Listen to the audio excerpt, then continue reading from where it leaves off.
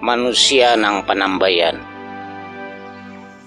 Napa nang pian ketahui mengenai manusia nang penambayan? Kisah nang ini diambil matan kisah para nabi. Penambayannya matan tanah Allah maulah manusia nang pamulaan. Imbah dibari pahinakan, lalu hidup bae manusia to. Allah maulah jua kabun nang sing bagusan, nang berisi bermacam-macam pohon buah, nang buahnya nyaman amun dimakan. Di tengah-tengah taman to Allah menumbuhakan jua 2 rapun pohon, nang sarapun pohon to bangaran pohon kehidupan.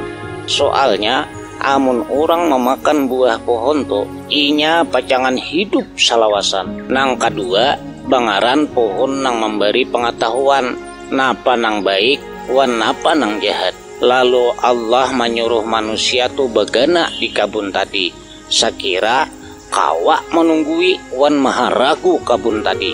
Allah berfirman ke manusia, dam samunyaan buah pohon nang di kabun ini boleh aja ikam makan sakahandak hati ikam aja. Tagal buah pohon nang memberi pengetahuan baik wan jahat jangan ikam makan buahnya. Soalnya amun ikam memakannya ikam cagaran mati hari itu juga. Itu pang kisah manusia nang penambayan diulah oleh Allah di bumi.